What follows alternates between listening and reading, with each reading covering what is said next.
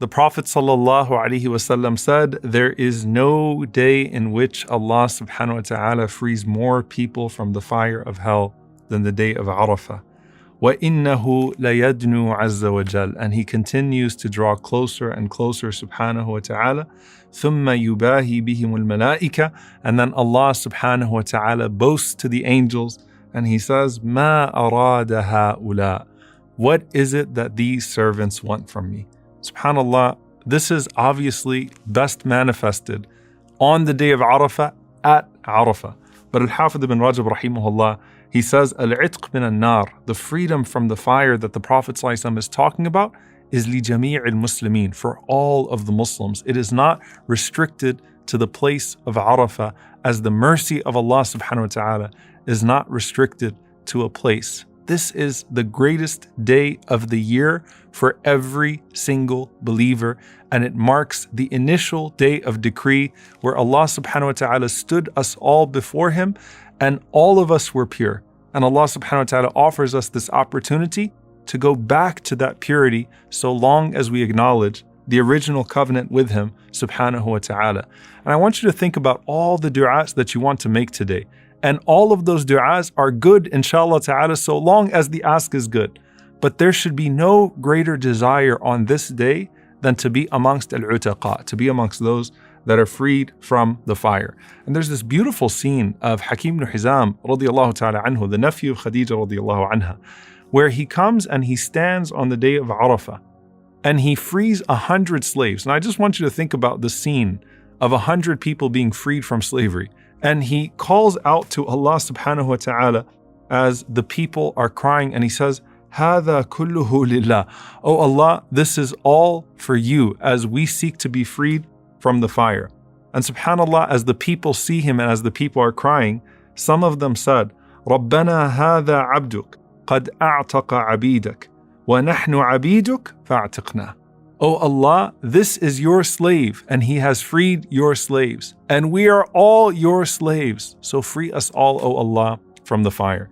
Ali ibn Abi Talib radiyallahu ta'ala anhu says that لَيْسَ فِي الْأَرْضِ يَوْمٌ إِلَّا وَلِلَّهِ فِيهِ عُتَقَاء, that there isn't a single day of the year except that Allah subhanahu wa ta'ala frees some people from the fire. And this is very important, by the way, in Ramadan and in the Hijjah, that it's not that these days are the only days, or those nights are the only nights in which you could be redeemed. It's not that you have to wait for Laylatul Qadr or wait for the day of Arafah. It's that these are the times in which there are more people that are freed, more people that are forgiven than any other time of the year. And he said, there is no day in which Allah subhanahu wa ta'ala does not free people from the fire. And he says, and there is no day in which Allah subhanahu wa ta'ala frees more people from the fire than the day of Arafah. So he says, so continue to say on this day, Allahumma a'tiq raqabati min al-nar wa awsi' li min al-rizq al-halal wasrif anni fasaqat al-jinni wal-ins. O Allah, free my neck from the fire and bestow upon me plentiful, permissible sustenance, and remove from me the evil of jinn and man. This is the day in which the main thing you want is that this is freed from the fire, just as that day in which you stood before Allah subhanahu wa ta'ala and you told Allah subhanahu wa ta'ala, you are my Lord and I want to come home. I want to come back to Jannah, for which I was created bi'idhnillahi ta'ala, where my father Adam alayhi salam originated from. So let's look through this day and let's look through that dua bi'idhnillahi ta'ala. And if you think about the confidence and the certainty that you're supposed to have in your dua, that's on any day that you should have that certainty. What about this day of Arafah? The Prophet ﷺ said, خَيْرُ الدُّعَاءِ دُعَاءُ يَوْمِ عَرَفَةٍ, that the best dua is the dua of the day of Arafah. So the Prophet ﷺ said, any dua on this day, this is the best day of dua, period. And then he said, and the best of what I and the prophets before me have said is La ilaha illallah wahdahu la sharika lah, lahul mulk wa lahul hamd, wa huwa ala kulli shay'in qadir. There is no God but Allah. He has no partner. To Him belongs the dominion. To Him all praise is due, and He is able to do all things. Now, subhanAllah, we spoke earlier with Musa alayhi salam and his describing his weakness in front of Allah. And we call that wasful hal. That's what the ulama mention, is presenting your own weakness, presenting your own vulnerability. What's even greater than that is acknowledging Allah subhanahu wa ta'ala's greatness and affirming that greatness. And sometimes that is sufficient of a dua. And when those two things go together, then those are the best and most blessed of du'as. And so on Laylatul Qadr, the best dua is, Allahumma innaka afuun. Oh Allah, you are the one who forgives. Tuhibbul afwa. You love to forgive. Fa'fu anni. So forgive me.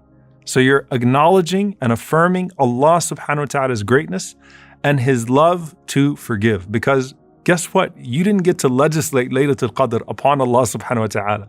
Allah gave us the gift of Laylatul Qadr. And you did not get to legislate Arafah. Allah subhanahu wa ta'ala gave us the gift of Arafah. So in the same spirit, all you do is you affirm that original covenant with Allah subhanahu wa ta'ala, and then let Allah subhanahu wa ta'ala do the rest. It's not even as much about asking as knowing the one that you are asking. And when you turn towards Him and you say, oh Allah, you love to forgive, how could the one who loves to forgive then look at you at that day when you're crying before Him, when you're saying La ilaha illallah, when your tears are pouring out, when your heart is broken, and when you are looking to Allah subhanahu wa ta'ala with complete desperation, yet complete certainty, how could it be that a person leave this day saying these words and not be amongst the forgiven? And I want to give you one more scene, subhanAllah. It's one of my favorite narrations of the day of Arafah. Abdullah ibn Mubarak, rahimahullah, he said, I went to Sufyan al-Thawri, rahimahullah, on the day of Arafah, and I saw him as he was kneeling upon his knees and his eyes were flowing with tears. So imagine walking up to one of the greatest scholars in the world, and you are one of the greatest scholars of the world too, and you see him on the day of Arafah, and he is on his knees and he is bawling as he's making dua to Allah subhanahu wa ta'ala. And I called out to him and I said, Man aswa'u hadha al-jam'i hala? Who is the person who is in the worst state in this gathering? Like with all of this happening, and he can see the connection that Sufyan has with Allah subhanahu wa ta'ala. On this day of Arafah, when we're making these du'as and we're calling upon Allah subhanahu wa ta'ala, who is the person in the worst state? And he said, the person in the worst state is الَّذِي يَظُنُّ أَنَّ اللَّهَ لَا يَغْفِرُ لَهُ. The one who thinks that Allah subhanahu wa ta'ala will not forgive him. That's the person who's in the worst state. If with all of this, you don't have a good assumption of Allah subhanahu wa ta'ala, a good opinion of Allah subhanahu wa ta'ala, then that is misery. Know the one that you're calling upon, and then the du'as will flow. And know that no one will be guided to make dua on this day and fast this day and pray to Allah subhanahu wa ta'ala on this day, except that Allah subhanahu wa ta'ala surely will give them something greater than He gives them anyway, because your Lord is always available to you and your Lord is always willing to forgive you.